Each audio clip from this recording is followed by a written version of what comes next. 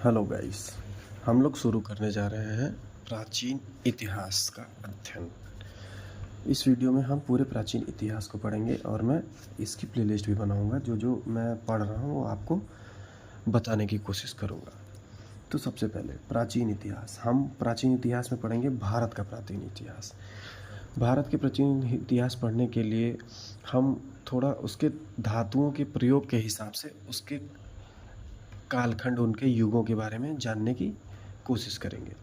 सबसे पहले पाषाण काल, जो स्टोन एज के नाम से जाना जाता है।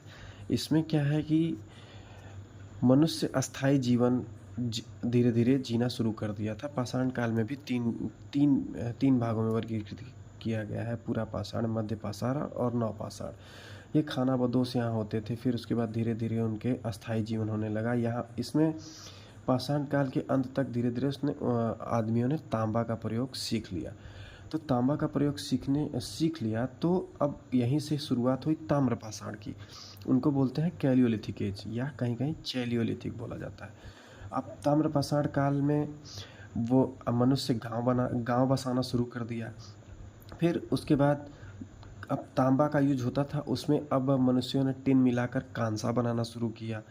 फिर तो हुआ कांस्ययुगीन काल, उसको इंग्लिश में बोलते हैं ब्रॉन्ज एज। अब यहाँ गांव बनाना शुरू किया। अब इस एज में नगर का विकास होने लगा। तो कांस्ययुगीन सभ्यता, पहली नगरीय सभ्यता जो हड़प्पा सभ्यता है, वो कांस्ययुगीन काल के अंतर्गत आती है। फिर उसके बाद धीरे धीरे लौह युगीन सभ्यता आई। यहाँ लौह युगीन सभ्यता जो वैदिक काल में, जैसे 600 ईस्वी पूर्व में कृषि कार्य के लिए लोहे का प्रयोग होने लगा। तो पाषाण काल, ताम्रपाषाण काल, कांस्ययुगीन काल, लौह युगीन काल, ये इतने फेज में हम प्राचीन भारत के इतिहास को जानेंगे।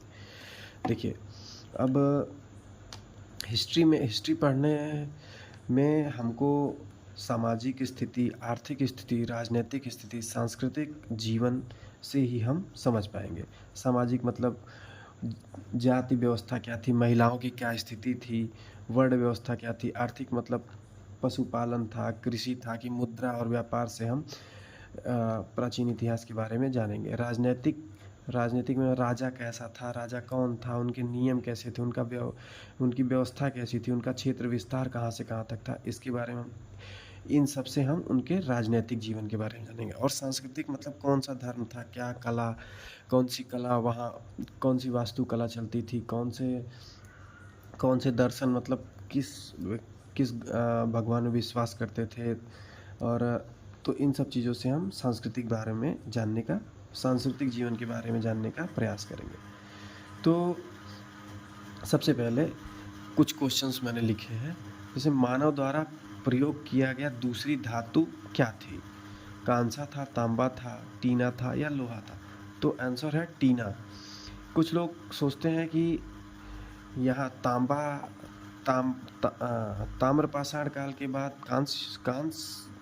कांस्ययुगीन काल आया, तो यहाँ कांसा हो जाएगा। लेकिन कांसा जो है वो पूरी तरीके से धातु नहीं है, पूरी तरीके से धातु टीना है। ये मिश्रित धातु है। कांसा जो है वो मिश्रित धातु है, इसलिए सेकंड धातु जो प्रयोग हुआ मानव द्वारा वो टीना था।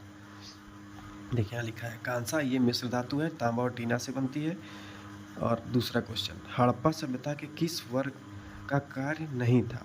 सोनार, लोहार, बढ़ई या काश्यकार?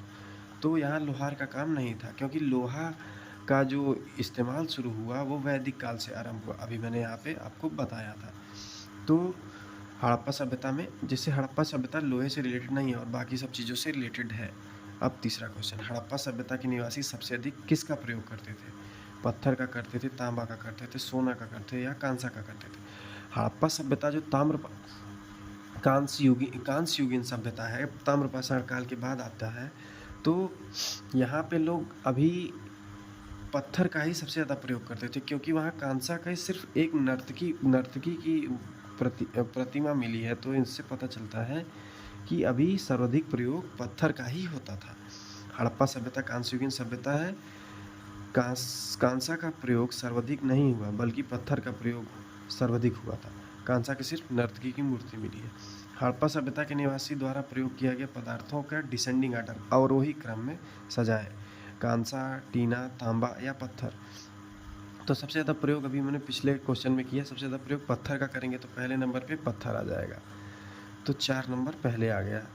फिर उसके बाद तांबा का करेंगे, टीना का करेंगे या कांसा का करेंगे, तो फिर ताम्र पाषाण काल ही बीतने के बाद कांस्य युगीन सभ्यता आई है ना, तो तांबे का यूज फिर करेंगे। फिर उसके बाद क्या करेंगे, फिर उसके बाद कांसे का प्रयोग करेंगे, फिर उसके बाद टीने का प्रयोग करेंगे, क्योंकि कांसा उन्होंने डेवलप कर लिया है तांबा और टीना को मिलाकर, टीना का ज़्यादा प्रयोग नहीं उन्होंने किया। तो ये 4 3 1 2 हमारा ऑप्शन हो जाएगा। तो यही है 4 3 1 2 हमारा ऑप्शन। अब वही चीज़ मैं समराइज कर रहा हूँ जो मैंने अभी आपको बताया था। पाषाण काल, इसमें पत्थर का प्रयोग हुआ, मानव अस्थायी निवास और जीवन प्रारंभ कर दिया। अब दूसरा काल ताम्र पाषाण काल, पहला धातु तांबा का प्रयोग हुआ और यहाँ ग्रामीण संस्कृति का विकास होने लगा, लोग गांव बना के रहने लगे। तीसरा कालखंड है कांस्य युगीन सभ्यता, जिसमें हड़प्पा सभ्यता आती है और ये इतिहास का पहला नगर है।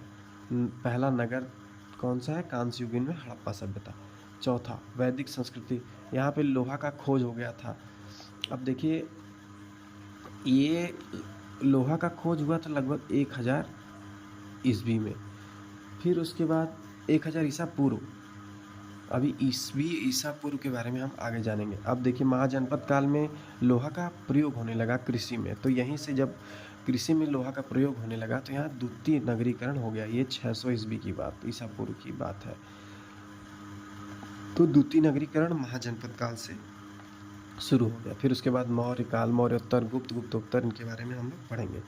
सामाजिक जीवन में महिलाओं की स्थिति, वर्ण, जाति, विवाह, मनोरंजन, वस्त्र, भोजन, इन सब चीज़ों से हम सामाजिक जीवन के बारे में पता करेंगे। आर्थिक जीवन पशुपालन होता था, कृषि होता था। मुद्रा से पता करेंगे कैसा, मतलब कैसी मुद्रा थी, ये वस्तु विनिमय था या फिर कोई मुद्रा चलती थी जिसके बदले सामान का आदान प्रदान होता था। व्यापार कैसे होता था, किसके बिहार पे व्यापार होता था। राजनीतिक स्थिति या राजनीतिक जीवन के बारे में जानेंगे, जिसमें राजा का सिद्धांत, साम्राज्य, ये मैं पहले बता चुका हूँ। साम्राज्य का विस्तार, सांस्कृतिक जीवन, धर्म, दर्शन, कला। जैसे देखिए क्या है कि एक एग्जाम्पल से मैं आपको समझाता हूँ कि जैसे इस समय जो विधवा हो जाती हैं स्त्रियाँ, उनके अगर बच्चे पैदा हो जाएंगे तो आज का समाज एक्सेप्ट नहीं करेगा, लेकिन पहले के समाज में क्या विधवा के बच्चे एक्सेप्ट करता था। तो इससे हमको सामाजिक स्थिति के बारे में वहाँ के पता चलता है। तो इन्हीं सब के अध्ययन को हम इतिहास कहते हैं और इसी तरह हम लोग धीरे धीरे आगे बढ़े।